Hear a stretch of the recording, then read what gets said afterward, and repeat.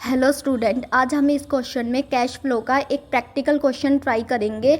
इससे हमें आगे के क्वेश्चन को सोल्व करने में भी इजी रहेगी। तो हम देखते हैं इलस्ट्रेशन नंबर 18। इसमें बैलेंस शीट दे रखी है सूर्या रोशनी लिमिटेड की 31 मार्च 2011 और 12 का डाटा गिवन है। 2011 प्रीवियस ईयर और 2012 करेंट ईयर है। अब यहाँ पर हमें पूरी बैलेंस शीट है जिसमें इक्विटी एंड लाइबिलिटी है, शेयर होल्डर फंड है, शेयर कैपिटल है, रिजर्व एंड सरप्लस है, नॉन करंट लाइबिलिटी और करंट लाइबिलिटी है। एसेट में भी सब कुछ दे रखा है। इसके अलावा रिजर्व एंड सरप्लस में बता रखा है सिक्योरिटी प्रीमियम है, पीएनएल अकाउंट का बैलेंस इंक्लूड है। और इन लॉन्ग टर्म बोरिंग में बोल रखा है डिबेंचर और शॉर्ट टर्म प्रोविजन में प्रोविजन फॉर डाउटफुल डेट्स है। फिक्स एसेट में बोल रखा है डेप लेस करके दे रखी है। एडिशनल इन्फॉर्मेशन दे रखी है जिसमें बोल रखा है कि डिविडेंड इस साल इतने का पे किया जाता है। नॉन करंट इन्वेस्टमेंट इतने की है जिसको 40% प्रॉफिट पे सेल कर दिया जाता है। फिक्स एसेट इतने की है जिसको 17,000 में सेल कर दिया जाता है। डेप डिबेंचर दे रखे 15,000 के जिनको इशू किया गया है 1 अगस्त को। अब देखो, जब भी हम शेयर पे डिविडेंड या डिबेंचर पे इंटरेस्ट पे करते हैं तो हम इसे प्रीवियस ईयर के बैलेंस पर ही कैलकुलेशन करते हैं, क्योंकि इंटरेस्ट या डिविडेंड 1 ईयर बाद ही मिलते हैं। लेकिन इस क्वेश्चन में हमें बताया है कि जो एडिशनल डिबेंचर है वो भी प्रीवियस ईयर में ही इशू की है, तो इन पर भी इंटरेस्ट की कैलकुलेशन की जाएगी। इसके अलावा कई बार क्वेश्चन में डेफर्ड टैक्स लायबिलिटी और डेफर्ड टैक्स एसेट बोल रखी है। अब ये दोनों टर्म होती क्या है? तो जब भी हमारा अकाउंटिंग इनकम और टैक्सेबल इनकम में डिफरेंस होता है तो डेफर्ड टैक्स क्रिएट होता है। अकाउंटिंग इनकम मतलब जो अकाउंटिंग एक्टिविटी से आती है, और टैक्सेबल इनकम जिस पर टैक्स की कैलकुलेशन की जाती है। तो सबसे पहले हम समझते हैं कि डेफर्ड टैक्स लायबिलिटी कब क्रिएट होती है। डेफर्ड टैक्स लायबिलिटी तब क्रिएट होती है कि जब हमने ज़्यादा टैक्स पे करना था बट हमने कम टैक्स पे कर दिया, तो यहाँ पर हमारी लायबिलिटी क्रिएट होएगी, क्योंकि हमें बाकी का टैक्स भी पे करना चाहिए। फॉर एग्जांपल, टैक्सेबल इनकम 10,000 है जबकि अकाउंटिंग इनकम 20,000 है, तो यहाँ पर 20,000 पर टैक्स पे करना चाहिए था बट हमने 10,000 पर पे कर दिया, तो यहाँ हमें बाकी की अमाउंट पर भी टैक्स पे करना चाहिए। इसके अलावा एसेट क्या डेफर्ड टैक्स एसेट कब क्रिएट होती है? डेफर्ड टैक्स एसेट तब क्रिएट होती है जब हम ज़्यादा टैक्स पे कर देते हैं बट हमने कम टैक्स पे करना होता है।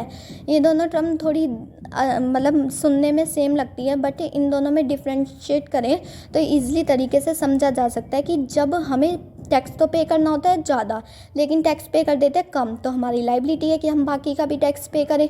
और जब हम टैक्स पे करते हैं ज़्यादा बट हमें पे करना होता है कम, तो हमने ज़्यादा पे कर दिया तो इसका बेनिफिट हमें मिलना चाहिए, तो हमारी बनेगी डेफर्ड टैक्स एसेट। अब हम अपने क्वेश्चन की तरफ ही चलते हैं। इसमें ये पॉइंट नहीं दे रखा, वैसे इसके adjustment net profit before tax निकालने से पहले ही हो जाती है।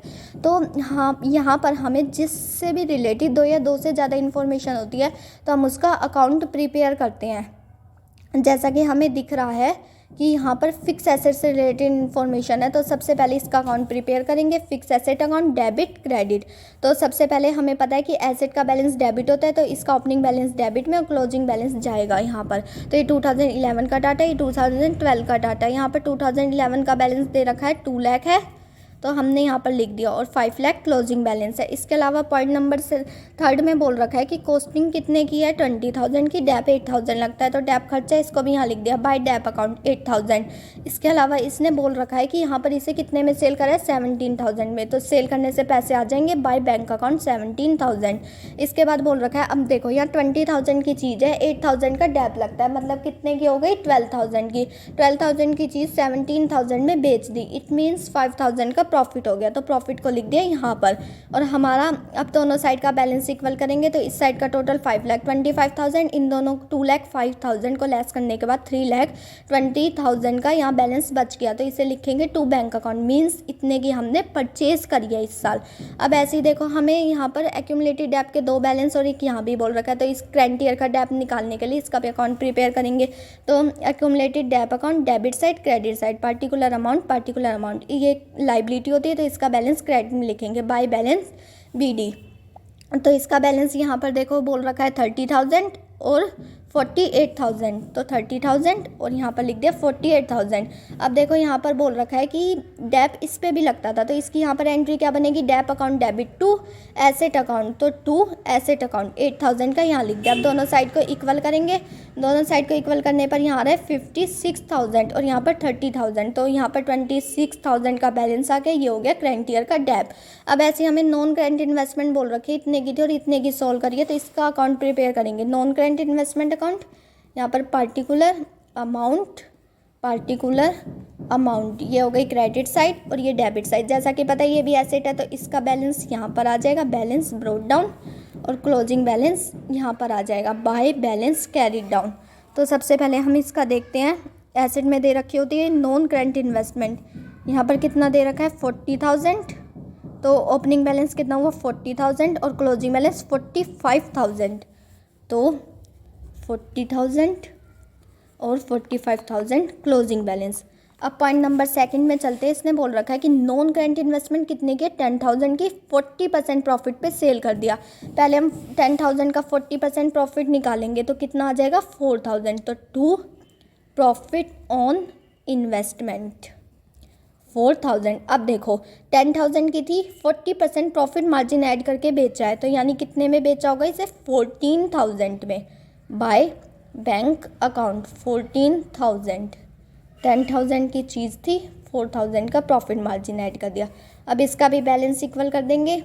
यहाँ पर कितना आ गया 59,000 और यहाँ पर आ रहा है 44,000। इट मीन्स यहाँ पर कितने का बैलेंस आ रहा है 15,000 का, तो इसे लिखेंगे to bank account being purchase, मतलब हमने इस साल इतने की इन्वेस्टमेंट परचेज करी है। तो दोनों साइड, इसके अलावा हमें और कोई इन्फॉर्मेशन नहीं दे रखी।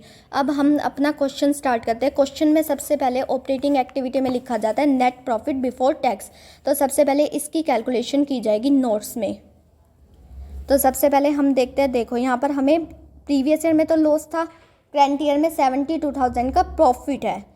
तो सबसे पहले हम क्या करेंगे, करंट ईयर के बैलेंस में से प्रीवियस ईयर का बैलेंस लेस हो जाता है, लेकिन इस बार तो प्रीवियस ईयर में लॉस हुआ है, तो ये भी माइनस के आइटम में है, यानी 72,000 माइनस माइनस प्लस, तो कितना आ जाएगा 82,000। अब इसमें क्या ऐड कर देते हैं, डिविडेंड पे किया हो या फिर कोई रिजर्व में ट्रांसफ़र किया। अब इसमें रिजर्व में तो कुछ ट्रांसफ़र नहीं किया, ये सिक्योरिटी प्रीमियम रिजर्व है, बट ये शेयर पर मिलता है, तो इसका शेयर से रिलेशन है, तो ये फाइनेंसिंग एक्टिविटी में जाएगा, ना कि ऑपरेटिंग एक्टिविटी में।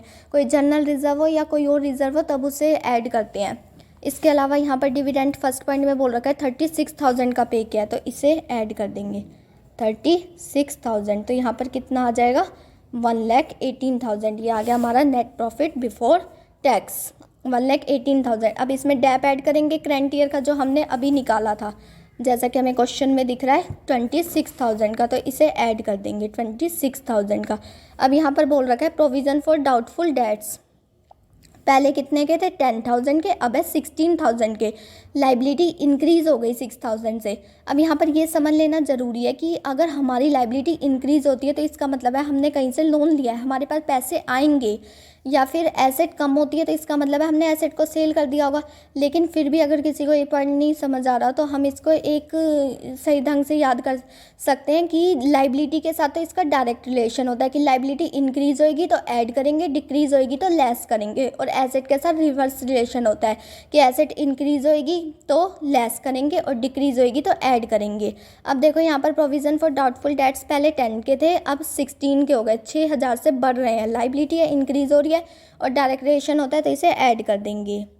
तो यहाँ पर हमने प्रोविज़न फॉर डाउटफुल डेट 6,000 के ऐड कर दिए। इसके बाद हमारा डिबेंचर पे इंटरेस्ट निकालेंगे। प्रीवियस ईयर के बैलेंस पर कितने परसेंट है 15%, तो कितना आ जाएगा 30,000। और बोल रखा है जो 50,000 के है वो भी अगस्त में इशू करें हैं, तो इन पे 50,000 का 15% 7,500 और इस पे 8 मंथ का लग जाएगा, यानी कितना आ जाएगा 5,000। तो 30 + 5 35,000 यहाँ पर लिख दिया।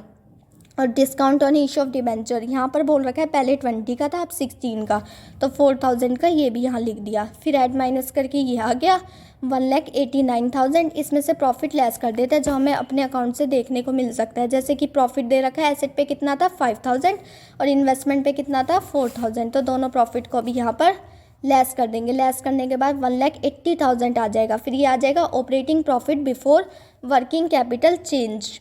अब इसमें एसेट और लाइबिलिटी के ट्रांजेक्शन करेंगे। तो सबसे पहले देखते हैं एसेट और लाइबिलिटी कहाँ पर है।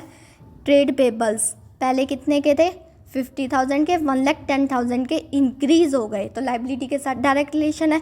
तो 60,000 के ट्रेड पेबल्स ऐड कर देंगे। ये रे ट्रेड पेबल्स ऐड 60,000, और कुछ है नहीं। अब एसेट के साइड चलते हैं। इन्वेंट्री 1,50,000 की थी, 2 लाख की हो गई, इंक्रीज़ हो गई, तो इसे लेस करेंगे 50,000 की, लेस इन्वेंट्री 50,000। इसके बाद 50,000 की इन्वेंट्री को लेस कर दिया। अब और देखते हैं ट्रेड रिसीवेबल। ट्रेड रिसीवेबल पहले कितने के थे, 1,76,000 के, अब 56 के हो गए, यानी लाइबिलिटी डिक्रीज़ हो गई 1,20,000 से। तो रिवर्स रिलेशन होता है, इसे ऐड कर देंगे।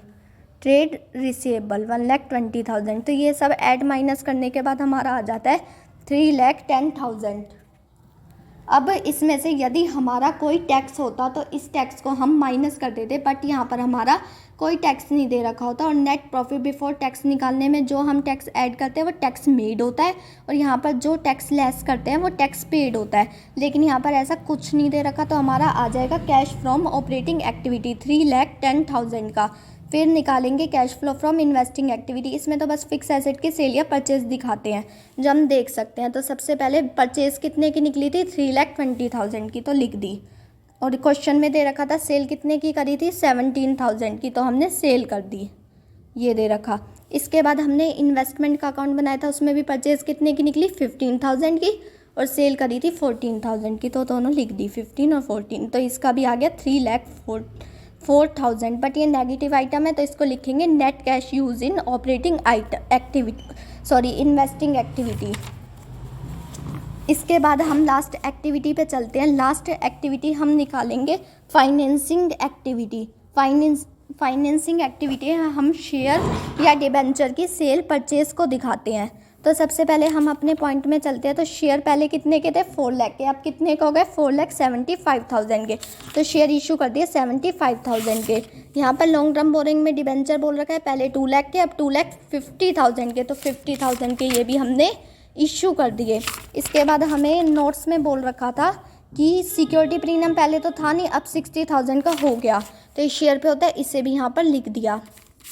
इसके अलावा हमने कोई डिविडेंड या इंटरेस्ट पे किया, उसे देखेंगे। डिविडेंड लिख रहा है 36,000 का, तो इसे लिख लेंगे, पे किया है 36,000। इंटरेस्ट पे किया था डिबेंचर पे 35,000 का, तो इन सबको ऐड लेस करने के बाद यहाँ भी पॉजिटिव आ जाएगा 1,14,000। तो इसका मतलब है ये कैश निकला है फाइनेंसिंग एक्टिविटी से। अब ऑपरेटिंग, फाइनेंसिंग और इन्वेस्टिंग एक्टिविटी तीनों का टोटल करके आ गया 1,20,000। इसमें कैश एंड कैश इक्विवेलेंट्स का ओपनिंग बैलेंस ऐड कर देंगे।